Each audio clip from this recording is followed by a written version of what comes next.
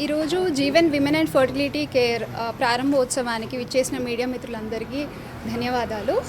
So బేసిక్గా మేము ఈ ఐవీఎఫ్ సెంటర్ పెట్టడానికి మెయిన్ రీజన్ ఏంటి అంటే ఇన్ఫర్టిలిటీ రేట్స్ అనేవి చాలా పెరిగిపోతున్నాయి.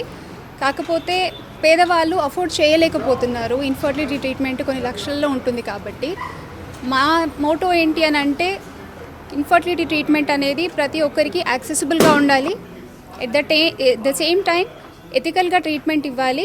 So that is the reason మా దగ్గర ఒక వినూత్నమైన మెథడ్ పెట్టామండి, which is the electronic witnessing system. అంటే పేషెంట్ దగ్గర నుంచి ఎప్పుడైతే గమేట్ శాంపుల్ కలెక్ట్ చేస్తామో, గమేట్ అంటే హస్బెండ్ నుంచి స్పర్మ్ కానివ్వండి, వైఫ్ నుంచి ఎగ్ కానివ్వండి కలెక్ట్ చేస్తామో, దానికి ఒక బార్కోడ్ ట్యాగ్ అనేది ఇస్తాము.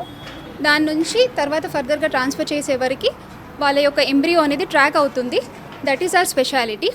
Apart from infertility treatments, we do non-infertility treatments also, which may include gynecological surgeries like laparoscopic surgeries, hysteroscopies and all other surgeries. So basically, under one roof, anni procedures అయిపోయేటట్టుగా we have built up our state of 10,000 class IVF lab andi.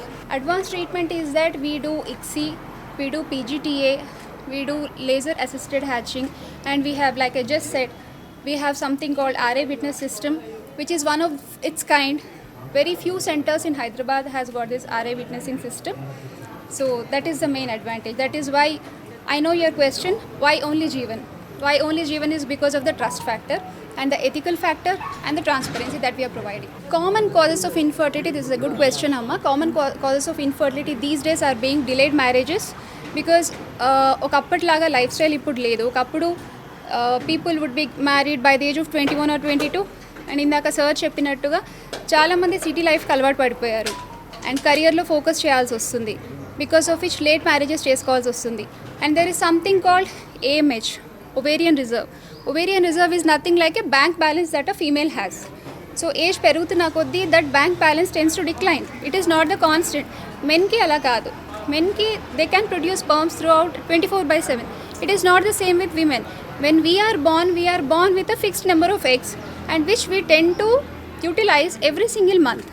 So మనకి age పెరుగుతున్న కొద్దీ egg యొక్క number, egg యొక్క quality ఇవి రెండు కూడా తగ్గిపోతాయి.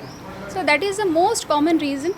And second thing is the sedentary lifestyle, system jobs. ఎక్కువసేపు కూర్చోవడం వల్ల ఏమవుతుంది, పొట్ట పెరుగుతుంది. Central obesity is not at all good. So there are multiple factors to that. అదే ఇందాక చెప్పాను కదండి, first thing is we have everything under one roof and we are collaborated with Dr. Jay Mehetashri IVF, who is known as the king of endometriosis.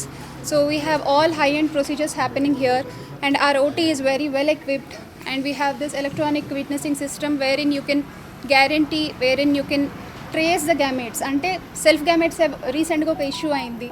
So self gametes vadutunnara leda ane telusukodaniki patient has got a card which they can come to us anytime and they can ask us, they can question us.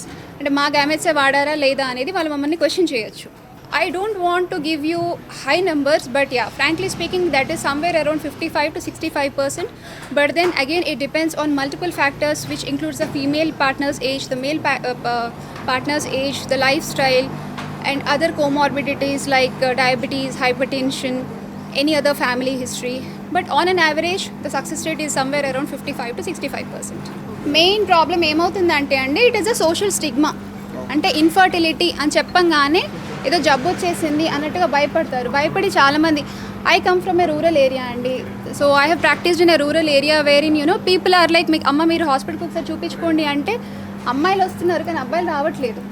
So men still have that stigma. Though అమ్మాయిలు ముందుకు వస్తున్నారు కానీ అబ్బాయిలు మాత్రం నాకేం problem లేదు, ఒక చిన్న సీమెంట్ టెస్ట్ అని చెప్తామండి. సీమెంట్ టెస్ట్ కూడా చేసుకోవడానికి మాకేం ప్రాబ్లం లేదు, మేము ఎందుకు చేసుకోవాలి అంటారు. ప్రధాన కారణం ఈ stigma.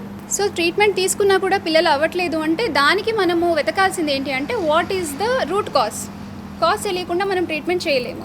What is the root cause has to be identified. That is why we have to take a detailed history of the patient. Detailed wife history కానివ్వండి, హస్బెండ్ హిస్టరీ కానివ్వండి, ఫ్యామిలీ హిస్టరీ కానివ్వండి. ఇవాళ రేపు ఒకప్పుడు మేనరికం పెళ్ళిళ్ళు చాలా కామన్గా అయ్యేవి. అప్పుడు పిల్లలకి పెద్దగా డిఫెక్ట్స్ ఉండేవి కాదు. బట్ దీస్ డేస్ మేనరికము ఓన్లీ వైఫ్ అండ్ హస్బెండ్ మధ్యలో ఉన్న మేనరికమే కాదు, parental consanguinity is also something that is mattering. So అది మనం థరో హిస్టరీ కనుక తీసుకుంటే we can evaluate with the advanced kind of investigations that we have. Risk ఏమీ ఉండదండి. It is basically like you are giving injectables to the patient from day 2 to day 2 నుంచి day 10 వరకు అలా కొన్ని injections ఇస్తాము. యూజువల్గా ప్రతి నెల ఏంటి అంటే ఒక ఎగ్ కానీ 2 ఎగ్స్ కానీ విడుదల అవుతాయండి న్యాచురల్గా. అదే కొంచెం ఇన్ఫర్టిలిటీ ఇబ్బంది ఉంది అనుకోండి, లైక్ పీసీఓ ప్రాబ్లమో ఇంకేదో ప్రాబ్లం ఉంది అనుకోండి, అప్పుడు మనం ఏం చేస్తాము అంటే we aim at number of follicles అనమాట. అంటే 2 ఎగ్స్ వచ్చే దగ్గర 10 ఎగ్స్కి ఎయిమ్ చేస్తాం. సో దట్ ఆ ఎగ్స్ని బయటికి తీసి, అంటే ఫీమేల్ బాడీ నుంచి బయటికి తీసి వాటిని మనం మైక్రోస్కోప్లో చూసి which is the best one అనేది చూసుకొని హస్బెండ్ స్పర్మ్తోని దాని ఫలదీకరణ ఫర్టిలైజ్ చేస్తాము, which is called as ICSI. So అలా చేస్తాము. కొంతవరకు హార్మోన్స్ ఇవ్వడం వల్ల బ్లోటింగ్ సెన్సేషన్, మైనర్ డిస్కంఫర్ట్ ఉంటుందండి. It is not a life threatening ఇదైతే కాదు. Cost wise it all depends on the patients health condition అండి. అగైన్ అంటే ఇప్పుడు ఒక పర్టికులర్ పేషెంట్కి ఏదైతే ట్రీట్మెంట్ సక్సెస్ అవుతుందో అది ఇంకొకరికి సక్సెస్ అవ్వాలని లేదు, because nobody is different same కదా.